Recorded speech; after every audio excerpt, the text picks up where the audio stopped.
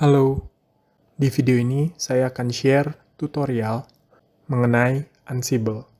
Apa itu Ansible dan bagaimana Ansible bisa digunakan untuk memanage perangkat network. Apa itu Ansible dan mengapa harus menggunakan Ansible untuk memanage network? Ansible adalah sebuah configuration management tools di mana kalian bisa memanage perangkat-perangkat kalian dalam satu manajemen konsol. Tools ini akan memudahkan hidup kalian sebagai network engineer karena dapat memanage banyak perangkat dalam sekali jalan. Contohnya, jika misalnya kalian bekerja di sebuah perusahaan yang memiliki banyak cabang-cabang, misalnya di seluruh Indonesia. Nah, suatu ketika atasan kalian ingin melakukan refreshment perangkat cabang-cabang tersebut, dan kalian diminta untuk gather version dari perangkat-perangkat tersebut.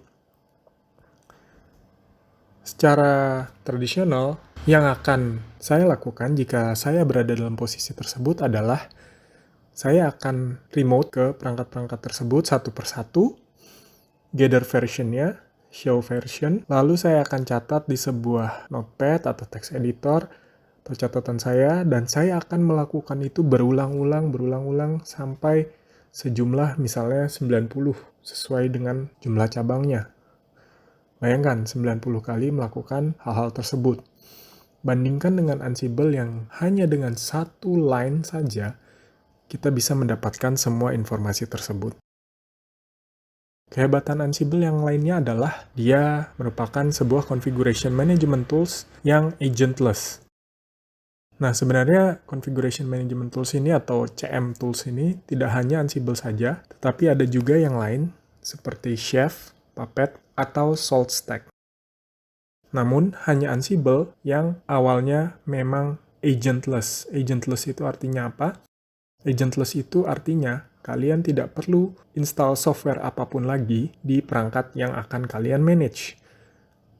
Kalau CM tools yang lain, mereka memerlukan instalasi software agent mereka di device yang akan mereka manage. Tapi menurut info yang saya baca, mereka semua sudah mulai ke arah agentless. Saya kurang tahu lagi update-nya seperti apa, tapi yang dari awal sudah agentless adalah Ansible.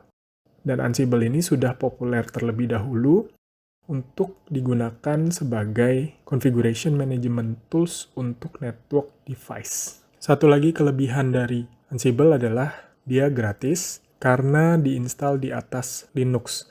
Kalian cukup download repositorinya saja dan Ansible akan terinstall di perangkat Linux Anda. Nah, ada juga versi berbayarnya. Yang membedakan versi gratis dengan berbayar adalah GUI-nya atau Graphical User Interface.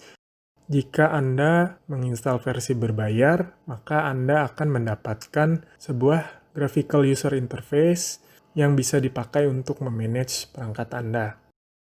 Jika Anda menggunakan versi yang free, Anda harus menggunakan text-based atau terminal untuk menjalankan Ansible, yang mana tidak akan menjadi masalah karena pada umumnya network engineer lebih banyak menggunakan CLI atau command line interface. Jadi seharusnya sebagai network engineer sudah cukup akrab dengan terminal atau command line atau text-based interface. Selanjutnya adalah istilah-istilah yang ada di Ansible. Yang pertama adalah modules. Modules itu apa? Modules itu adalah code yang umumnya ditulis dalam Python yang akan melakukan sebuah action terhadap sebuah host. Selanjutnya adalah task. Task adalah single action yang mereference sebuah modul untuk menjalankan sebuah fungsi berdasarkan input atau argumen dari sebuah action tersebut. Play adalah kumpulan dari beberapa task yang akan dijalankan terhadap sebuah host atau sebuah grup. Sedangkan playbook adalah sebuah YAML file yang berisi satu atau lebih play. Nah, jika kalian menggunakan fungsi yang berulang-ulang atau playbook yang berulang-ulang, kalian bisa menjadikan itu sebuah template yang disebut sebagai roles. Jika dianalogikan dengan coding, module adalah seperti library yang di dalamnya berisi banyak function-function. Task bisa dianalogikan sebagai function yang ada di dalam library. Sedangkan play adalah kumpulan dari beberapa function tersebut. Dan playbook bisa kita analogikan sebagai keseluruhan dari script coding tersebut. Oh iya, umumnya modul ini dibuat berdasarkan OS dari sebuah network device. Jadi, jika kalian ingin menjalankan task yang berkaitan dengan network device sebuah brand tertentu, misalnya Cisco, kalian akan menggunakan modul iOS config. Begitulah salah satu contohnya. Selanjutnya adalah Ansible config atau ansible.cfg. Ansible config ini adalah bagaimana sebuah operasi Ansible itu dijalankan. Di sini berisi nilai-nilai default. Kalau kalian lihat, yang di sebelah kanan ini adalah file Ansible config yang berada di directory default-nya, yaitu di /ansible/ansible config. Dan ini adalah settingan default. Di sini kalian bisa menentukan directory dari hostname atau misalnya remote port yang akan digunakan ketika melakukan koneksi atau sudo user jika kalian connect ke Linux. Dan di sini berisi semua konfigurasi default. Jika kalian ingin memulai sebuah project baru, configuration management yang baru, kalian bisa membuat ansible.config ini di current directory kalian. Itu akan mengoverride Ansible config yang ada di directory default. Atau jika kalian menggunakan virtual environment di Python untuk menjalankan Ansible, kalian bisa membuat Ansible config tersebut di directory virtual environment yang bersangkutan. Seperti contohnya di sini, jika saya ingin membuat sebuah play yang baru yang berada di directory, contohnya /home /user1 apa misalnya Ansible_test. Nah, di sini saya bisa meng-create sebuah Ansible config baru, contohnya dengan text editor yang sederhana, misalnya nano ansible.cfg, dan di dalamnya bisa berisikan nilai-nilai default yang relevan dengan playbook saya nanti. Selanjutnya adalah inventory file. Inventory file ini adalah sebuah teks yang berisikan perangkat-perangkat apa saja yang mau di-manage oleh Ansible. Di sini saya ada nge-list beberapa device dan saya gabung dalam satu grup. Ada beberapa grup yang saya buat, yaitu grup telnet, grup transport, dan kedua grup ini saya gabungkan di dalam grup yang lebih besar, yaitu demo. Dan demo ini berisikan dua grup, telnet dan transport, dan memiliki variabel. Variabelnya adalah iOS XR, karena perangkat-perangkat di sini yang akan saya manage menggunakan OS iOS XR.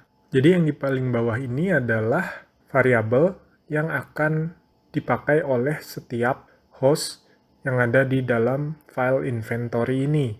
Nah, lalu group name-nya adalah yang di dalam kurung siku, seperti yang saya sebutkan tadi. Ada 3 grup di sini, telnet, transport, dan demo. Anggota dari grup, yaitu host, bisa ditulis menggunakan IP address atau hostname. Dalam contoh ini, saya menuliskan hostname, lalu saya beri variabel yang berisikan IP address dari hostname tersebut. Oke, daripada bingung, nggak kebayang, mending kita lanjut demo. Nah, sebelum ketampanan babang ini mengganggu kita, mari kita hilangkan lebih dulu. Sebelum gue bahas mengenai playbook, gue akan bahas dulu mengenai ad hoc. Jadi apa itu ad hoc dan perbandingannya dengan playbook. Nah, kalau playbook itu ditulis dengan sebuah text file dengan format .yaml. YAML ini adalah sebuah markup language ya, saudaraan sama HTML dan XML yang biasa ditulis menggunakan tag. Tapi kalau YAML ini nggak ditulis menggunakan tag, dia menggunakan white space alias spasi. Spasinya itu sangat-sangat penting. Kenapa? Karena YAML diciptakan dengan preference human readability, alias agar supaya lebih gampang dibaca oleh manusia. Teks file yang bisa dibaca dengan mudah oleh manusia belum tentu gampang untuk dibaca oleh mesin. Makanya pada saudara-saudaranya yang lain seperti XML atau HTML yang kebanyakan dibaca oleh mesin, banyak menggunakan tag yang mempermudah mesin atau komputer membaca file tersebut. Sedangkan untuk YAML, karena tidak ada tag, fungsi yang dipakai agar lebih bisa dibaca oleh mesin adalah menggunakan white space atau spasi. Karena itu spasi menjadi penting di file YAML. Nah, playbook ini akan berisi play, dan play itu berisi banyak task. Di situ bisa kita input sesuai dengan kebutuhan kita. Bedanya dengan ad hoc adalah ad hoc tidak menggunakan text file YAML. Ya, ini yang gue sebut di video ini sebelumnya. Gimana cara kalian bisa gather version dari banyak device hanya dengan satu command line.